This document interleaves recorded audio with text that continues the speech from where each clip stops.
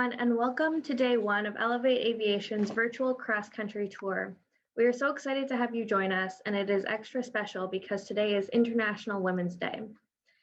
Elevate Aviation is a nonprofit organization that helps women, youth, and underrepresented groups to thrive and succeed through careers in aviation. Elevate Aviation has programs all across Canada that educate people about aviation careers and provide support to those who need it. You can view all of our programs on our website at www.elevateaviation.ca. There you will find information on our Elevate Aviation Learning Center, mentorship and bursary programs, our airtime webinars, and of course, the cross-country tour. The cross-country tour started back in 2015 to showcase the many careers available and the paths one can take to join the exciting world of aviation. This year, we are excited to present the tour virtually. We hope that you enjoy the presentation today and ask any questions that you have. You can use the question and answer feature located on the bottom panel in Zoom throughout the presentation. To start off, my name is Maegan Extross, and I am the Ontario Ambassador for Elevate Aviation. Outside of Elevate, I work as a data analyst for NAV Canada, and I'm currently speaking to you from Ottawa. Now, enough about me. I would like to introduce you to our amazing panelists today. So to start us off, Melissa Haney is an Inuk pilot with Air Inuit, and currently the Assistant Chief Pilot on the Dash 8.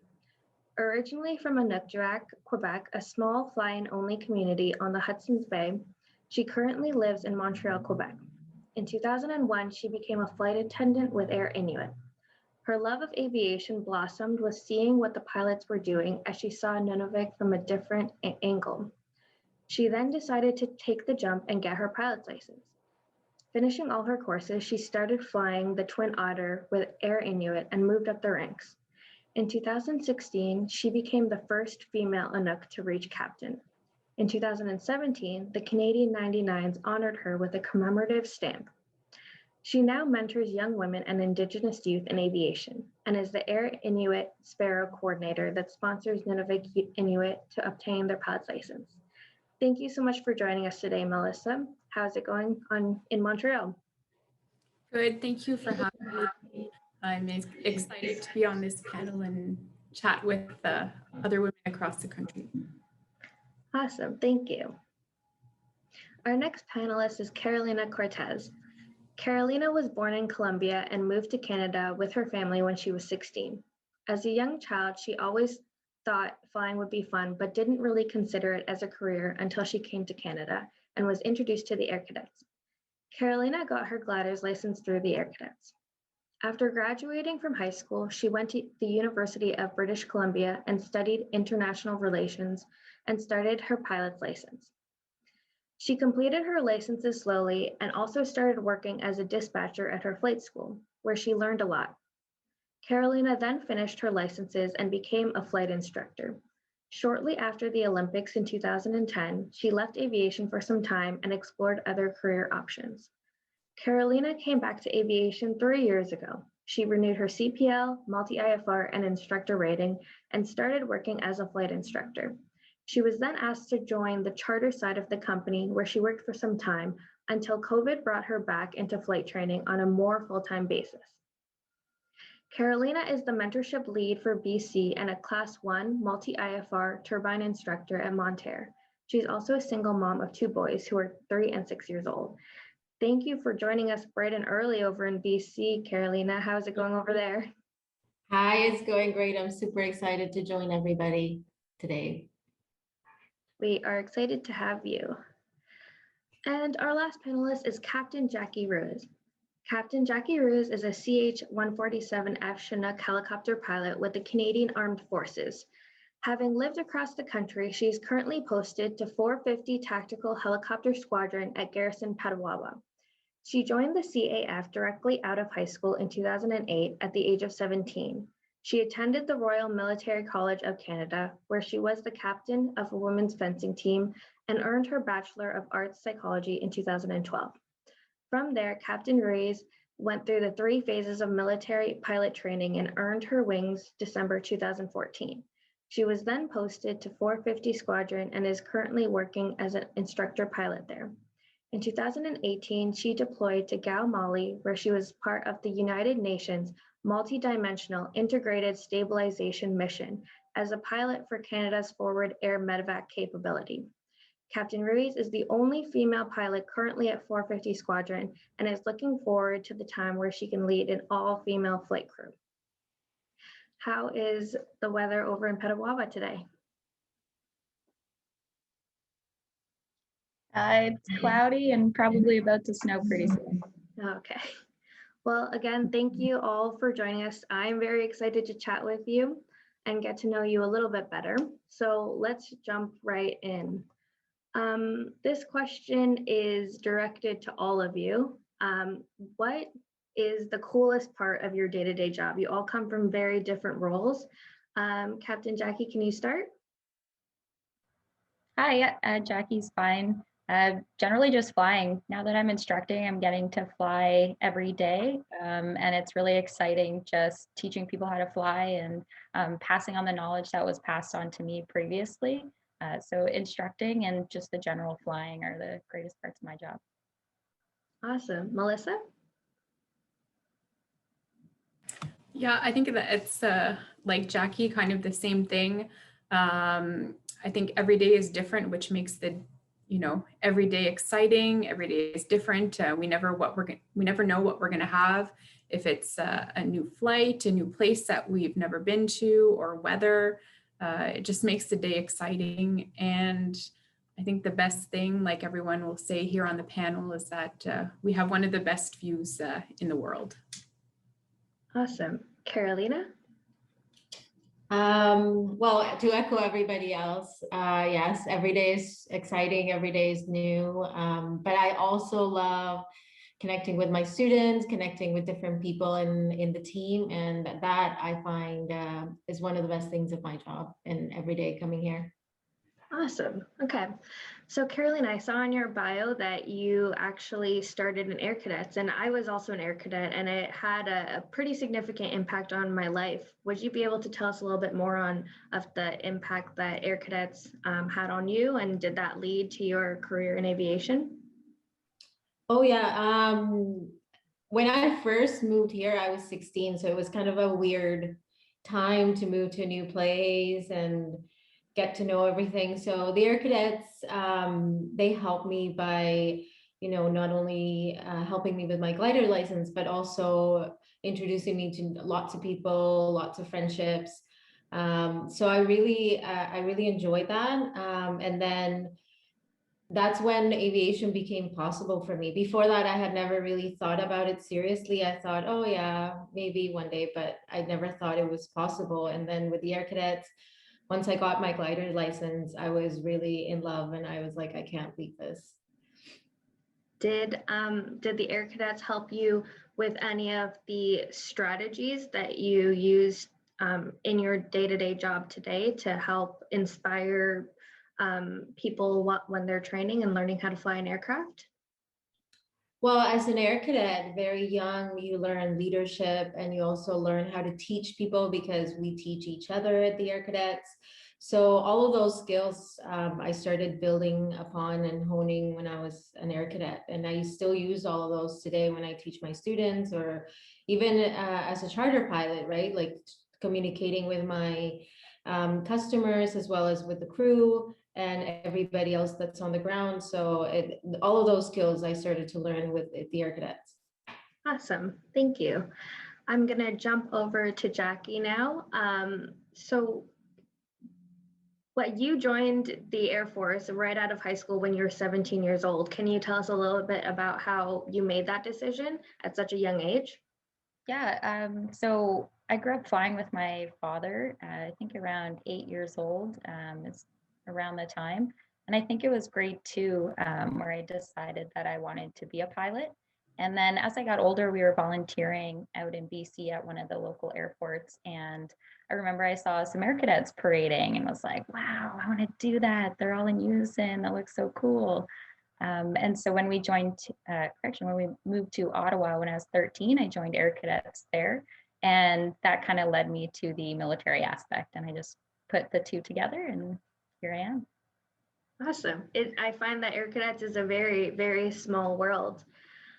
Would you be able to tell us a little bit more about your deployment to Gao, Mali? Because I was reading the mission that you're on, the United Nations Multidimensional Integrated Stabilization Mission. Could you tell us more about that? Yeah, it's a bit of a mouthful.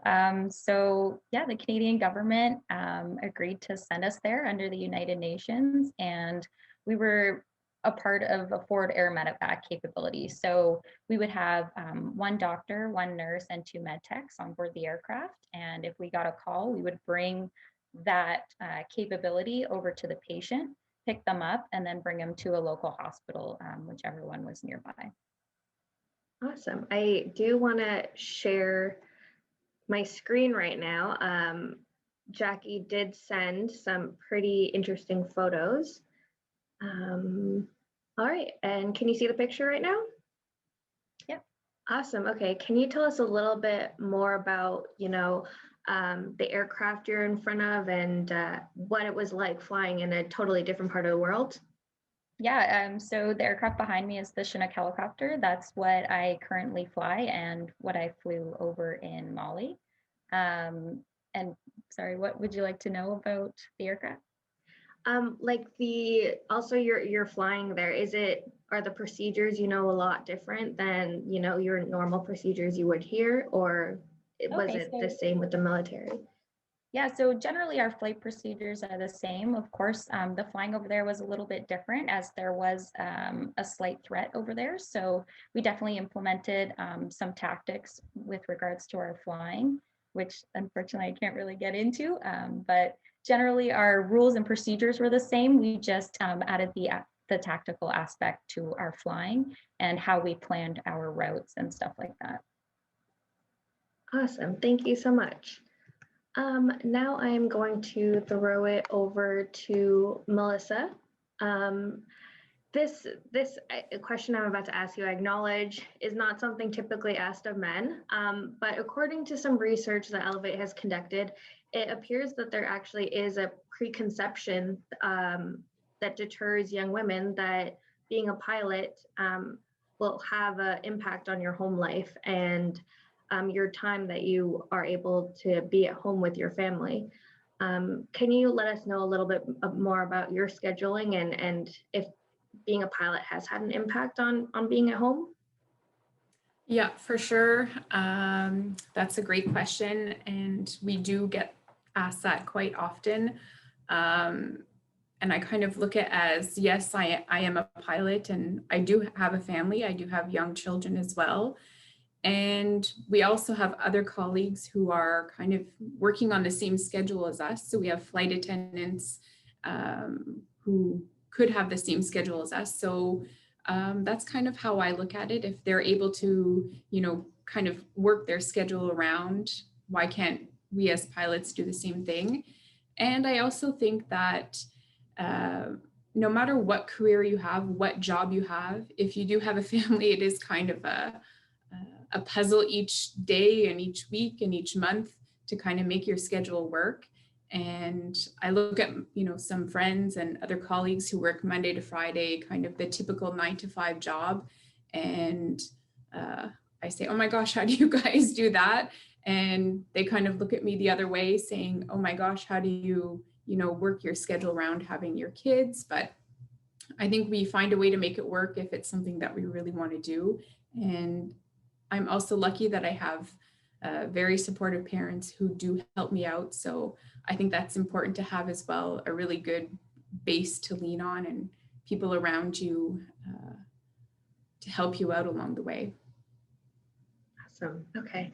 I do want to also ask Carolina a similar question. As a flight instructor and occasionally a charter pilot, do you also feel like there's a good amount of flexibility? Yeah, I think as like Melissa said, like I also have 2 young kids, so I think everybody makes it work the best way that they can. Like Melissa said, I have friends also that do the Monday to Friday, and they also struggle with balancing work and life. For me, as a flight instructor, the schedule is slightly different than what an airline would be like. I have a little bit more control, I would say, over my schedule, but even then, right, at the end of the day, I still have to come home and take care of my kids after work, and still have to do all the same things that any other mother has to do. So it's not a big change.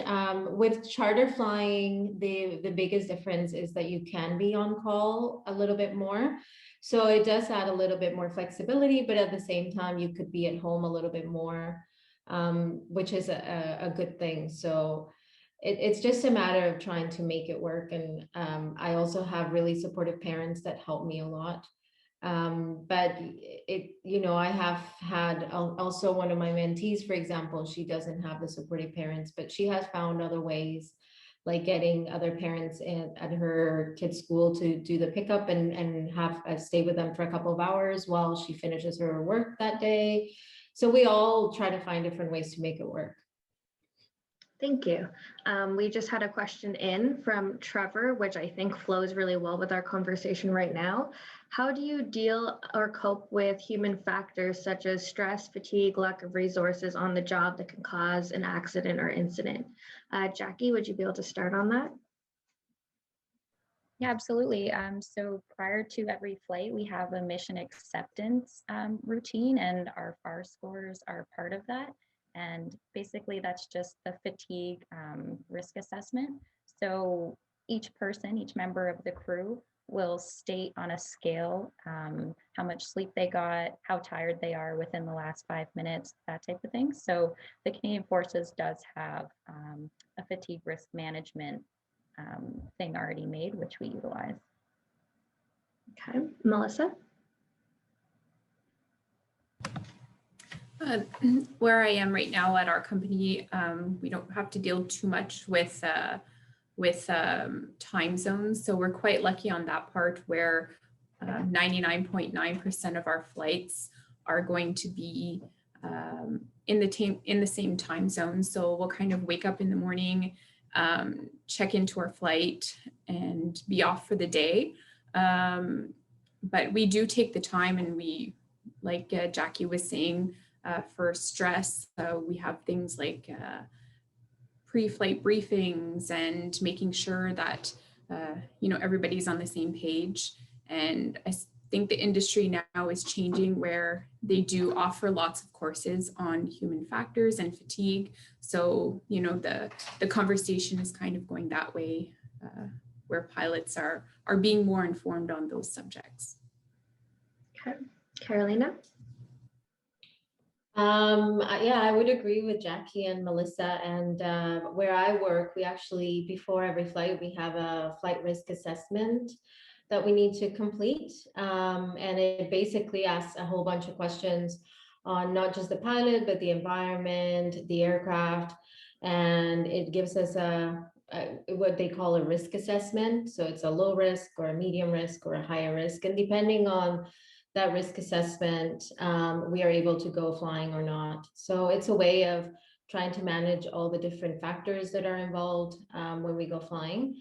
But for me personally, like, I try to be very aware of my stress level, and I try to be very aware of how I'm feeling on a daily basis. And if I'm really feeling worn out, I even try not to get worn out. And if I start to feel it, then I make sure that I have a better night's sleep, or that I take care of myself a little bit better. So it's just being a little bit more aware of it on a daily basis. Okay, sounds good, thank you. So just like Trevor did, I encourage anyone watching to also throw in any questions that they may have. Moving on, I would like to ask Melissa, so you're part of a mentorship program. Why do you feel that mentorship is so important to, young pilots, and has it played a role in your journey? For sure. So I am the Quebec ambassador for our wing out here, and I've been with Elevate now for a few years. Before, I was never involved with any direct mentorship, but I think it's really important both on the mentee side and the mentor side. We always say that we learn from so many people around us, and I think that's true with the mentees that I have. Sometimes they might offer me advice or a different point of view to see things. So I think we all grow as, you know, as not just pilots, but as kind of as human beings and as an employee at our jobs with all these great programs. So I think it's very important. Thank you. Jackie, do you feel like there are any unique challenges you face as a female in the military, and especially as mentioned in your bio, you're the only female pilot at your squadron. So are there any unique challenges, and what kind of strategies do you use to overcome them? Yeah, I've been pretty lucky in that I haven't had too many challenges myself. I think in any workplace, you'll have a couple individuals who have opinions maybe different from your own. But where I currently work, I've never had an issue. So I'm very lucky. I guess on the more gentle side, one of the challenges is figuring out a pee schedule prior to flying, because I obviously can't get out of my seat. So when I have those 6-hour transits, I've got to make it work prior to. But in the serious side, I've been pretty lucky and I haven't had any issues.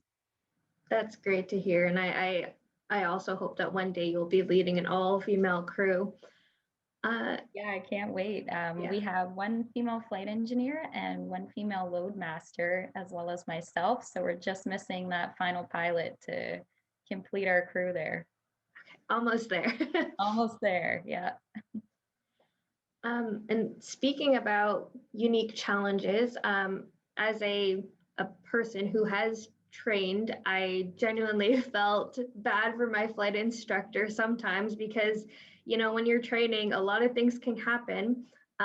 Carolina, can you speak about any challenges that you have facing when you're teaching new pilots? Well, there's always challenges, and I think the biggest challenge as a flight instructor is always managing everything at the same time, because you're flying the aircraft, managing ATC, managing the weather, and then at the same time trying to make it an effective lesson for your student and make sure that your student is actually learning, and actually you know, being an effective instructor while managing everything else. I think that's the biggest challenge, but it's also at the same time very exciting. And when a student really learns something, it really pays off. Would you be able to tell us a little bit more about the before and after flight? Because I'm sure, you know, you have to do some preparation before the debrief after. Could you kind of run us through the process of your day-to-day job as a flight instructor? Yeah, so with most of my students, depending on what part of the training they're in, they come in, most of them get the aircraft ready, and then we sit down and talk about what we're going to do that day for flight training. So I either brief them on if it's a new thing, or if it's an old thing that they're just practicing, then we can talk about how we're going to fix it or how we're going to improve whatever we're working on today. And then we discuss the weather, we discuss where we're going to go, the aircraft, that kind of stuff. And then after dispatching procedures, we go out there. We typically go to the practice area, which is about 5 to 10 minutes away from our airport. So we take off. The student does most of the flying for the most part. And then once we're at the practice area, we practice what we need to practice. We discuss a few times what we need to fix or how to improve it. And then we come back, and then after we're all done, we sit down and we just kind of hone in on what was done well by the student, what can be improved, what the next steps in their training will be. And that's pretty much how a flight goes for most of my students. Thank you. I imagine, Jackie, there's a little bit of a different process over in the military. Could you walk us through the actual like training in general? Yeah, absolutely. So phase one for military pilot training is on the Grove 120A. So it's a two-seater aerobatic aircraft. The course takes 3 to 5 months, depending on weather. And then from there, we go to Moose Jaw, Saskatchewan for phase two on the Harvard 2 aircraft, which is an ejection seat aircraft and very fun to fly. And it's from there that you're streamed into your category. So you can either be a helicopter pilot, fixed wing, or fighter jet pilot. And you're streamed into one of those 3 categories from there. So I always wanted to be a helicopter pilot. Luckily, I got what I wanted. And I was then streamed in that direction. So phase 3 for me was back in Portage, Manitoba. And it was an 8 to 10 month course usually. I think it took me about 8. And then I was posted onto the aircraft that I'm currently flying now. So for fixed wing pilots and helicopter pilots, it's a 3-phase training process in order to get my wings. And for fighters, they have a couple extra phases there. But then once I was posted to 450 Squadron, I awaited my Chinook course, and the Chinook course was approximately 7 months. And I graduated from that as a tactical first officer. Thank you. I'm just curious, do you have any choice in how you're streamed, or what is that based on? Yeah, well, the better you do on course, the more likely you are to get what you're wanting. But at the end of the day, there's spots that need to be filled. So I worked hard, I did well on my courses, and luckily I was streamed where I wanted to go. And I got my first choice as well out of phase 3, which was Chinooks. Thank you. I am switching over to Melissa. As mentioned in your bio, you're the first female ANUC captain, and you also are on a stamp, which is crazy. What do you think the impact of those accomplishments have on your community? Yeah, for sure. I don't think the impact's going to be coming right away. I think it'll come, within a few years. I hope to see some results. With the program that we do have at Air Inuit, it's called our Sparrow program. We're training Inuit beneficiaries from Nunavik to get their pilot license and then come on with Air Inuit as pilots. So with that program, it's been going since 2006. We do have lots of Inuit pilots with us. And I'm hoping that with this and kind of my accomplishments and doing events like this, that the young women of Nunavik will come onto our course and hopefully become pilots. But it's more than just that. It's about, going to school, finishing your high school, finding a career, finding a job that you really like, and, having a life for yourself that you really want to have. Thank you. I guess this ties in a little bit with what you mentioned, and this question I will ask all of you. What are some of the strategies that helped you along the way? Carolina, would you be able to start? Well, I think the biggest thing was listening to other people, making sure that I listened to different people. Like, for example, when I was a dispatcher, I learned that even though I wasn't doing flight training myself with some instructors, or I wasn't doing something right away, by listening and just paying attention, I learned so much about what was happening in the school and about flight training and about how everything worked. And in this industry is kind of fairly small, so just listening to other people's stories and what they have to say, it's actually quite valuable. And then I think the other strategy that I followed was I really dedicated myself to aviation because it was something that I really wanted to do.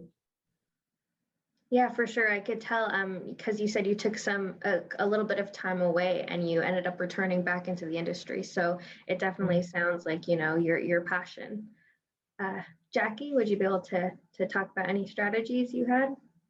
Yeah, chair flying was a huge one. So I would literally sit in a chair and stare at a wall with a picture of the cockpit on it and walk myself and talk myself through out loud. Okay, at this point, I'm doing this. Next, I'm going to do this.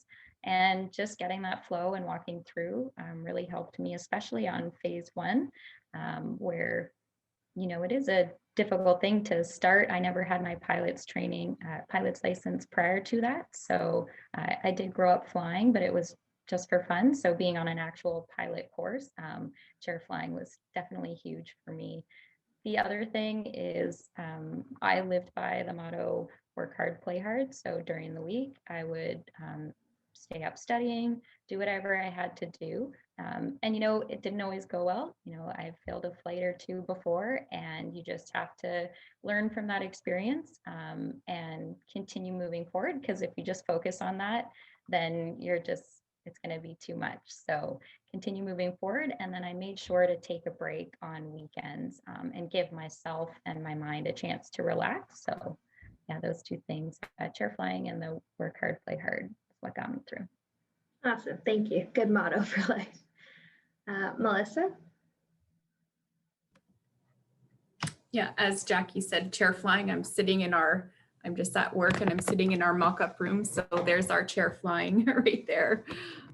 So yeah, we even do that once we get to moving up on airplanes. We do a lot of mock-up and just flows and making sure that, you know, all our briefings are fine and our flows are flying, and so a lot of that. But for myself, kind of getting my pilot license and my ratings,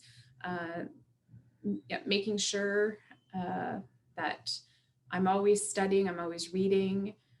Don't be shy to ask questions. I know at the beginning we could be, you know, more timid or shy to ask a question, thinking it's not a good question or a stupid question, but nothing is wrong, and ask away if you're at the flight club or anywhere that you might see pilots. Just ask them a question, and I'm sure they're going to be happy to give any wisdom that they might have learned along the way.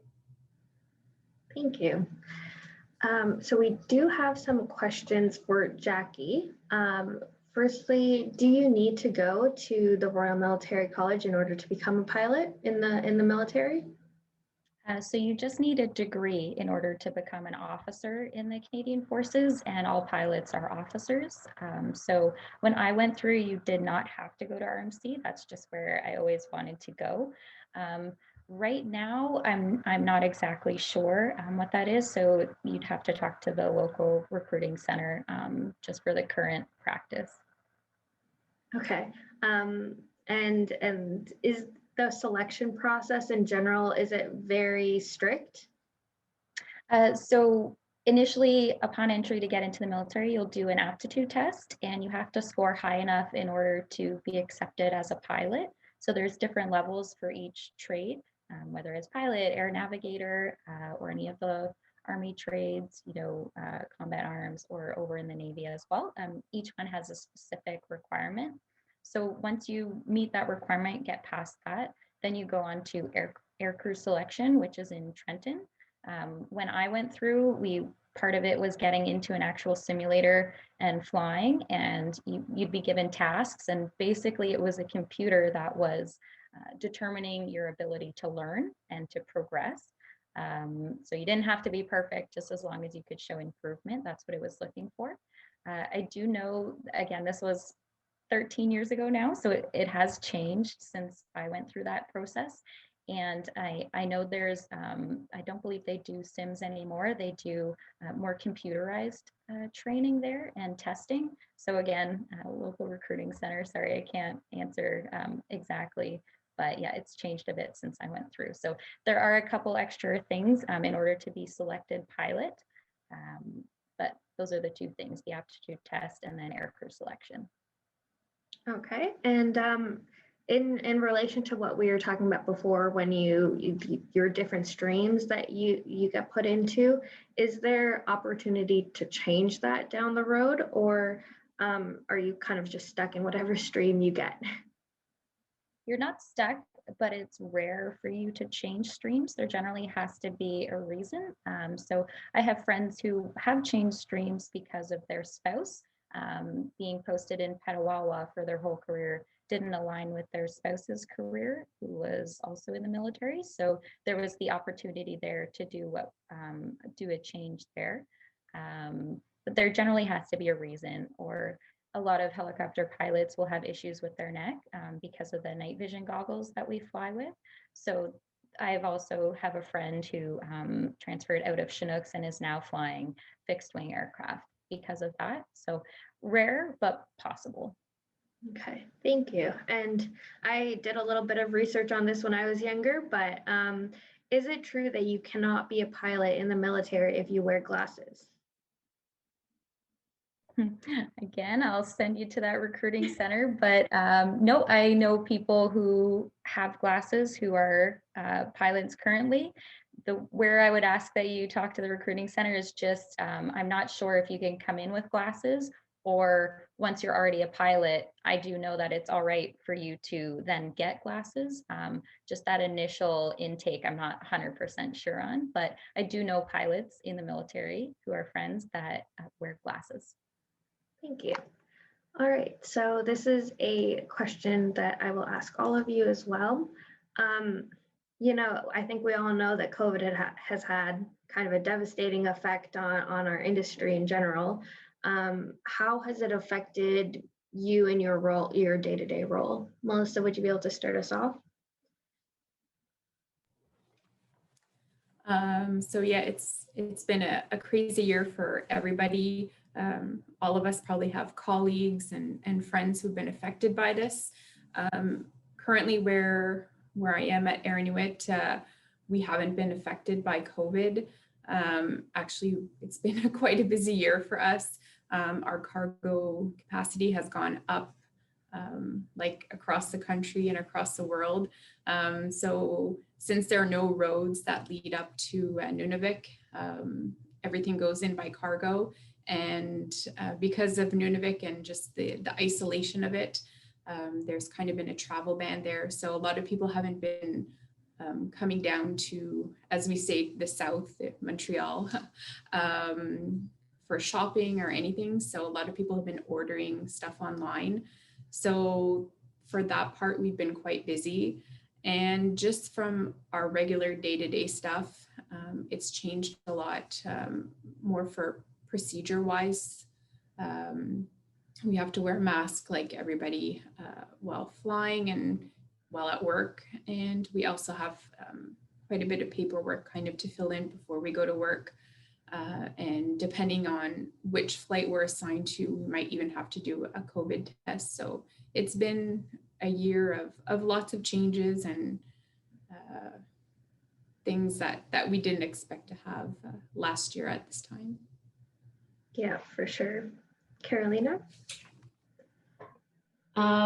So for me, in BC, the schools were all shut down for about 2.5 months. So everybody at the schools was basically laid off for that time. But interestingly enough, when we came back, the schools were still pretty busy. So flight schools are still busy enough, which is a good thing, seeing that aviation has been so affected by COVID. But like Melissa said, we do have a lot of procedures that we have to follow now about cleaning the aircraft, temperature checks, that kind of thing, before and after every flight. So we do have a lot of new procedures in place. Jackie? Yeah, so we definitely did see a decrease in our flying schedule, the tempo for the initial part of COVID. However, we were deemed an essential service, so up in the schoolhouse. So we continued training new pilots. Some of the precautions that were put in place are every time you enter the building, hand sanitizer. You walk into a section of the building that you don't work in, hand sanitizer, you must sign in and out. We also wear masks throughout the entire day. If you're sitting at your workspace with a wall around you, you're allowed to remove your mask. But if you're in an open area with other people, even if you're sitting at your desk, the mask stays on. And then other changes just while flying. We now not only have to wear the non-medical mask, but we also have a second attachment which clips on to our helmet, and it's a second layer of mask essentially. It's normally only worn by the back end crew members just to prevent dirt coming in their face when we're slinging something. For example, over in Mali, where you're flying in a desert environment, you still have to protect your personnel. So that was a mask that they use, which has now been fitted to the pilot helmets as well. So we wear dual mask when we fly now. Okay, thank you. Carolina, do you think it is still a good time for people to start flight training, considering how the outlook that COVID has impacted the industry? Is it a smart decision to start flying now? Yeah. Well, I like to think that we will recover, and I think every indication is out there that aviation will recover and that there will be more and more jobs in the next few years in aviation, like about a year ago, where there was a lot of jobs out there for pilots. So I do think it is a good time to start training because, in the time that the recovery happens, that's when you would be doing your training, building up your time. So hopefully by the time you're done your training, that's when the recovery is happening and there will be lots of jobs. Thank you. And definitely I see questions coming in, and I encourage everyone to submit their questions if you have any. This is a question coming from the audience. Melissa, did you have any other females in your class when you were training to become a pilot? Was it easy enough to make friends and fit in with the rest of your group? Yeah. So when I was training, when I started my pilot license, it was just after September 11th, 2001. So it was a time in aviation where there weren't a lot of pilot jobs, kind of what we're going through right now. So where I did my pilot license, it was a very small school in Ontario, and there weren't any other women doing their pilot license at the same time. There was a female flight instructor. And I think you kind of you find friends of whoever's kind of around you. I was able to fit in quite well with the other students there. And I think it depends what program you are in as well. If you're at I went to a private flight school, so you kind of worked on your own schedule, and depending on what level you were or where you are, if you're getting your night rating or working on hours for your commercial, you could vary on the day. If you're at a school where it's a 2 or 3 year program where you're getting an aviation degree, I think there may be a few more women that are involved in your program. And I think everybody kind of gets into their groove and into the people who they want to be with. So I think you can find friends for sure. Thank you. So this is speaking about, making connections. Can you tell me about someone in aviation that you look up to? Jackie, would you be able to start us off? Yeah, I actually don't have a specific person that I look up to. I tend to generally just enjoy hearing stories about women who were first in their field. For example, Dee Brusser, she was one of the first females who were accepted into the pilot trade in the military. I believe it was 1979. She was one of 3 women who were initially in. So I just find stories like that very, very cool. And I love hearing those types of things. I had gone to the Elevate Aviation convention last summer, 2 summers ago, I believe. And I met the first female pilot for Air Canada. I can't remember her name, but just listening to her stories and hearing, some of the challenges she had at first when she got in, and then seeing and experiencing the aviation community myself right now, it's pretty awesome to see how far we've come. And I'm thankful that I don't have any of the same stories that I have heard from some of my predecessors. I wouldn't say I have a specific one, just generally all of the women who are first in their field, or even not, just continuing on in aviation. That's who I look up to, and I love hearing their stories. I can totally relate to you on that. I'm doing a presentation at work tomorrow to celebrate International Women in Aviation Week, and I did a little bit of research on Dee Bresser, and I found out that not only was she one of the first in Canada, she was one of the first female fighter pilots in the world. So that was insane to find out. Yeah, and she's one of the first two female fighter pilots for Canada. Yeah, crazy. Melissa, do you have anyone that you look up to?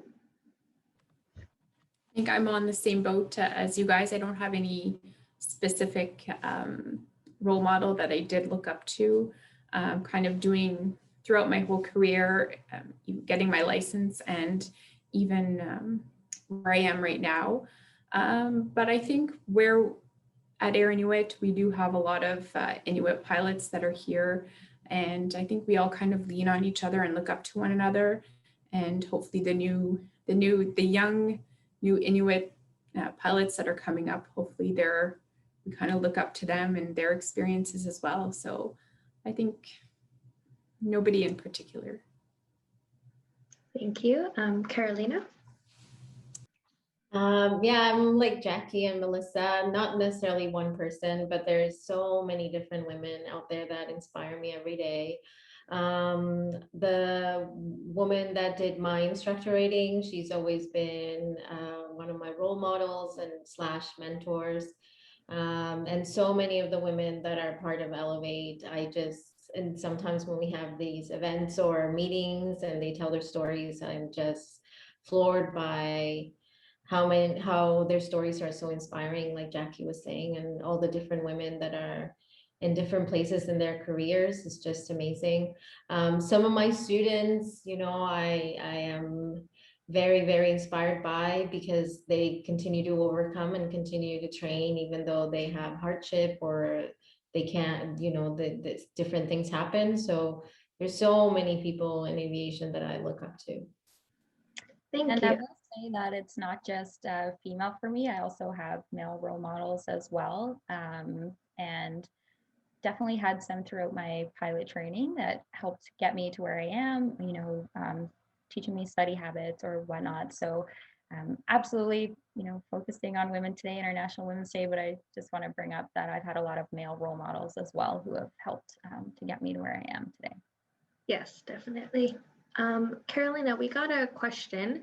Can you tell us a little bit more about the instructor rating and what requirements there are for that?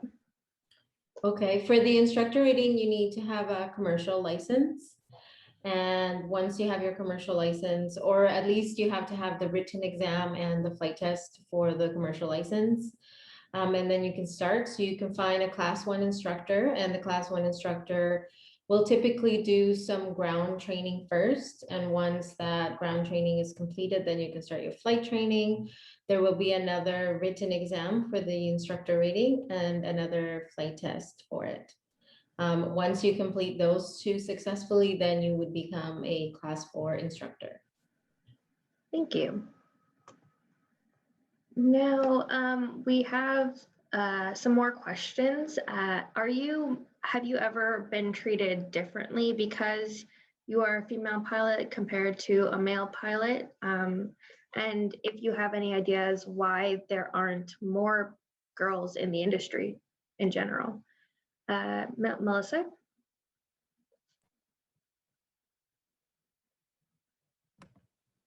Having trouble with the mute button like everyone has in the last year. So I've never been treated differently.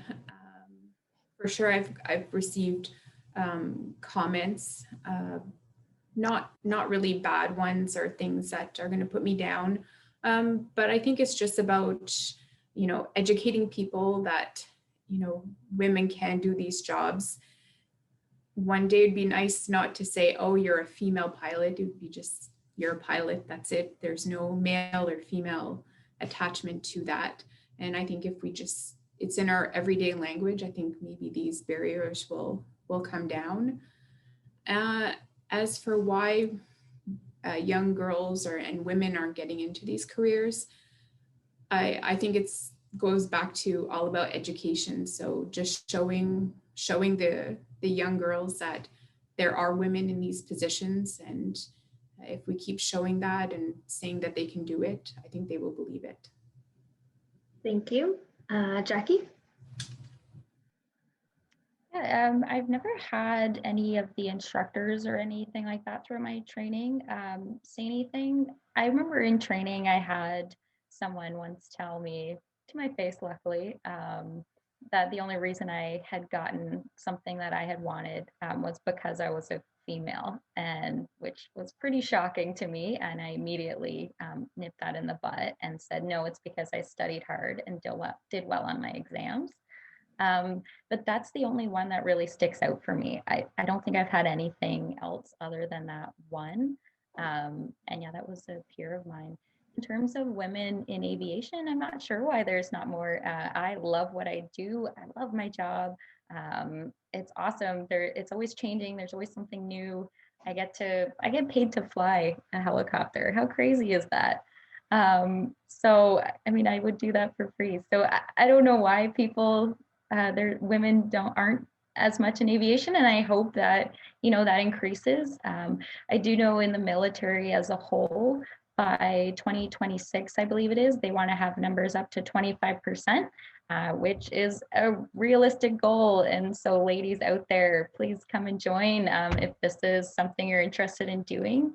And yeah, looking for one more female pilot over at 450. So I feel like you can get there.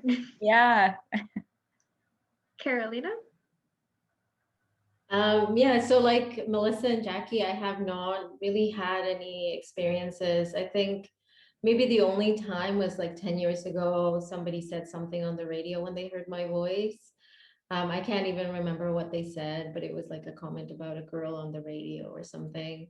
But for the most part, all the people I work with, all my students and everybody that I'm involved with, they are very, very nice and friendly people, and they don't treat me any differently. So that's a really good thing. And my impression why more women are not in aviation, I think, is because it's not really in their minds as an option. Growing up, many people don't think of, oh, pilot is an option. They think of maybe other careers, but I think if they thought of it more as an option, as Elevate tries to do, I think they would choose to do it. Thank you. Now, we only have a couple of minutes left of this session, so I'd like to end on this question. And it's something that has been popping up in the audience questions as well. What advice do you have for someone considering a career in aviation? Where would you direct that person to go? And any, as a mentor, what kind of experiences would you share with them? Melissa? So if somebody is considering a job in piloting, I would say, yay, it's the best job out there. And often I've had this conversation with Kendra Kincaid that we each say we have the best job in the world, but I still think piloting is the best job. So my first thing to do was, I would say, get over to a flight school and book yourself a FAM flight, which is what we say.